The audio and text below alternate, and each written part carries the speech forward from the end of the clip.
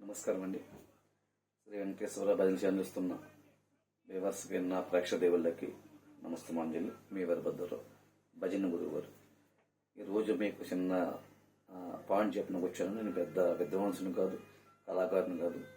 భజన నేర్పుకుంటూ వాటి మీద నాకు ఇష్టం. భజన పిచ్చి, భజన నేర్పడం ఇష్టం, భజనలు చేయించడం చాలా ఇష్టం. అందుకనే శ్రీ వెంకటేశ్వర భజన ఛానల్ని పెట్టాను. నాకు వెంకటరమణ చాలా ఇష్టం.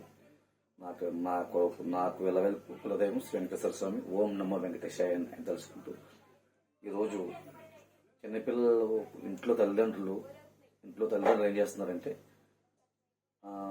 పిల్లల కొద్దిగా స్కూల్ పంపిన తర్వాత వాళ్ళకి బొట్టు పెట్టి చక్కగా ప్రతిరోజు రాముడేలాగా ఇలాంటి మంచి మంచి కార్యక్రమాలు చెప్పి పిల్లలకు అవగాహన కలిగించాలి. ఇప్పుడు ఏం చేస్తున్నారంటే, చిన్నపిల్లల నుంచి చల్లిచ్చి వాళ్ళకి గేమ్స్ అలవాటు చేస్తున్నారు.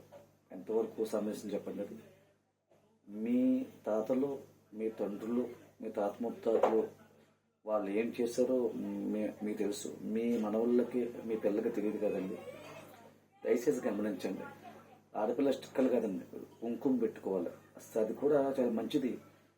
పెట్టి కుంకుమ పెట్టుకోవాలి.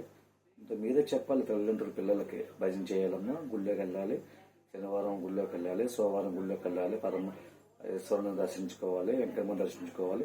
అలాగే తనకు నచ్చిన దైవాన్ని తను వెళ్ళేట్లు చేసుకోవాలి.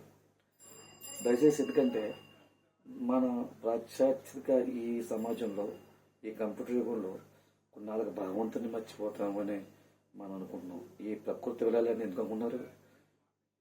మనం దేవుణ్ణి మర్చిపోయాం కాబట్టి, మన పాపం పెరిగిపోయింది కాబట్టి, హరినామ సంకీర్తనం లేదు కాబట్టి, ఏదో టైంలో భగవంతుని ప్రార్థించుకోవాలి. ఇది రోజుకు గంట ఆయన మనవలేము. ఇంత జన్మనిచ్చాడు, ఇంత వైభవం ఇచ్చాడు, కార్లు ఇచ్చాడు, స్కూటర్లు ఇచ్చాడు, మేళ్ళు ఇచ్చాడు, మిత్రులు ఇచ్చాడు, బంగారం ఇచ్చాడు. ఇదంతా ఆయన పెట్టిందే కదండి. ఆయన పెట్టిందే కదా. మరి మీరు ఆయనకి ఏం చేస్తున్నాం మనం? దయచేసి మీరందరూ కూడా పిల్లలకి బొట్టు పెట్టి నేర్పించండి, స్కూల్కి పంపించండి. తర్వాత భజనలు. ఇన్నాళ్ళ పూర్వం మా చిన్నప్పుడు భజన చేస్తుంటే చాలా మంది కూర్చుండేవారు. ఇప్పుడు భజనలు చేయడం మానేశారు చాలా మంది. పెద్దలు మానేశారు. ఏదో దాన్ని ఏమంటారు, గుళ్ళగా చాలా మంది బైక్ మీద ఉండే ఇలా పెడతారు. అది తప్పండి. దేవుడికి ఇలా పెట్టండి, నమస్కారం ఇలా పెట్టండి. దేవుడి ముద్దు పెట్టండి. ఇలాగ బండి ఆపి స్టాండ్ వేసి నమస్కారం పెట్టండి. ఒక్క 2 నిమిషాలు మీరు ఆగి పెట్టలేరా? దాన్ని ఎందుకంటే ఎదురు మీకు ఏం జరుగుతుందో దాన్ని అది ఆపడానికి దేవుడి దగ్గర ఆగితే మనకు ఎదో ప్రమాదం జరగదు. దయచేసి ఈ స్కూటర్ వెళ్ళేవాళ్ళు, కార్లు వెళ్ళేవాళ్ళు ఇలా కుడి చేత ముద్దు పెట్టి మీరు దేవుడికి దండం పెట్టకండి. బండి ఆపండి. 2 నిమిషాలు బండి ఆపి స్టాండ్ చేసి మనస్ఫూర్తిగా గుండెల మీద చేతి దండం పెట్టుకోండి. ఇది మంచిది. ఇది దేవుడు కూడా మనం ఇలాగ ముద్దులు పెట్టి మనం చేస్తే ఇంక దేవుడు భగవంతుడు ఏం చేస్తారు చెప్పండి? ఆయన అడగడు కదా. మన మనస్సు, మనస్సాపాచ కర్మణ, మన నిర్మలంగా మన మనసు ఉండాలంటే 10 నిమిషాలు దేవాలయాలకు కూర్చుంటే, ఇలా మనం యోగాలో కూర్చుంటే దేవుడు మన దగ్గర ఉంటున్నట్టే ఉంటుంది.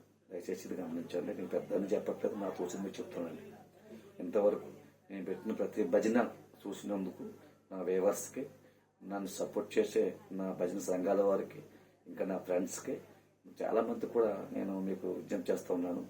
ప్రతి శనివారం వారం రోజు గుళ్ళో భజన చేయండి. అన్ని గుళ్ళో భజన చేయండి. ప్రతి రోజు కూడా సమాజం తయారవ్వండి, నేర్చుకోండి.